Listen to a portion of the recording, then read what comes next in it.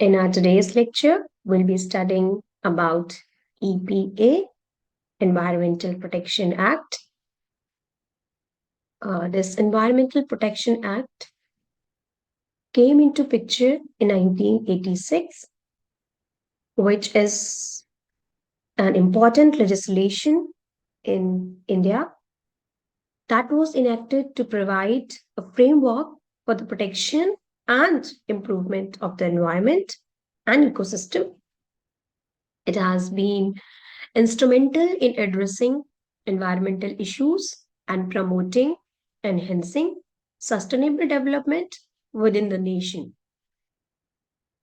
This Environmental Protection Act is also known as or termed as Umbrella Act, as it covers all the existing gaps or the existing voids in the Indian law after Bhopal gas tragedy. It came into picture specifically on 19th of November 1986 after Bhopal gas tragedy. If we further talk about the details of Environmental Protection Act, this act contained 4 chapters having 26 sections. And if we further talk about those 4 chapters, chapter 1 contains 2 sections, chapter 2 contains 4 sections, wherein chapter 3 contains the 11th section and chapter 4 has 9 sections, thereby comprising or summarizing each chapter constituting 26 sections. And under these sections and chapters, we have got, or this particular act, Environment Protection Act, has given the definition, major definitions of 4 common terms, such as environment, which is clearly mentioned in section 2A, environment pollutant, mentioned in section 2B, environment pollution in section 2C, and hazardous substance, definition of hazardous substance in section 2E.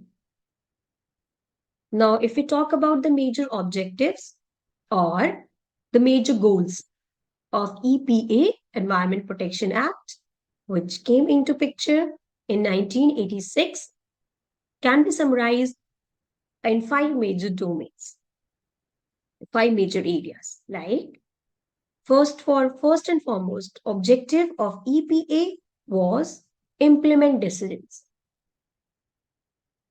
All the decisions that has been made at UN Conference on Human Environment held at Stockholm in June 1972. They made sure that they'll be implementing all the decisions which were there for human environment. Secondly, deterrent punishments to all those who endanger human environment, safety, and health. Under it, it had major, primarily punishment as one can be imprisonment for 5 years, or one can be put a fine up to 1 lakh. Looking forward to the sensitivity of the case, the punishment could be both of them, or it can enhance up to rupees 5,000 per day for all those who have endangered the human environment or the human safety and health. After talking about the 2 major objectives, those were implement decisions held in conference. Second, deterrent punishments will be there. Third one, to coordinate activities of various regulatory agencies under the existing laws. It also intend to create an authority for environment protection. And therein, the fifth objective, the fifth major goal of environment protection was to enact general law for environment on the areas which were left uncovered by the current or existing laws. Now, after seeing the major objectives, we could see the power of the central government towards this.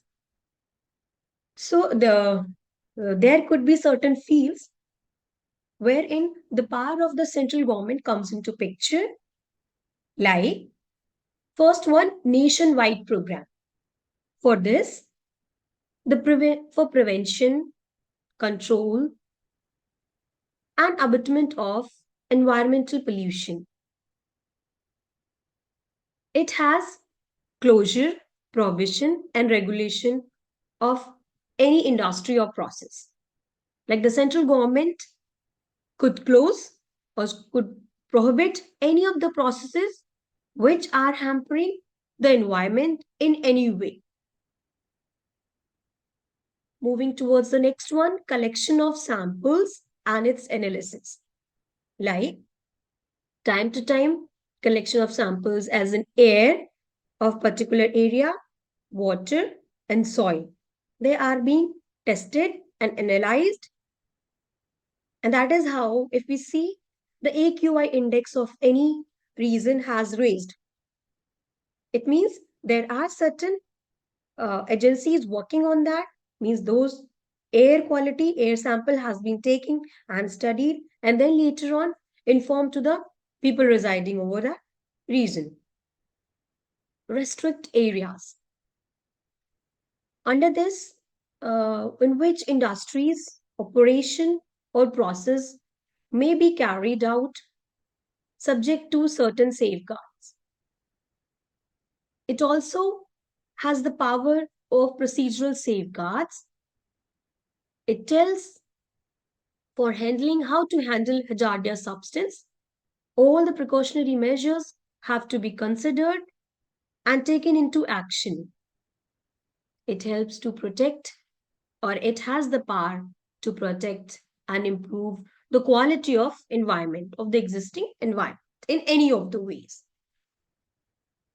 It also emphasizes the standard for discharge of environmental pollutant, like all the industries and factories emitting air pollutants, that those will be their ppm rate is measured, and the height it should be evacuated. It's strictly followed and mentioned by the government and has to be followed by the factories and industries prevailing the effluent in such way.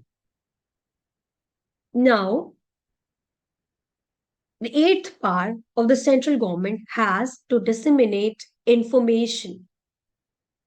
After collecting the information about the existing environment, share it with respect to the environmental pollution, like if the AQI index of Delhi gets higher, then it has been spread or disseminated among the citizens, so that in case people are, or asthmatic people or people who have respiratory problems are trying to move in those days, should take precautionary measures or should take a halt or take a pause for their further understanding and betterment of their health. And there are manuals, codes, and guides which prepare all the preventionary and control measures related to environment.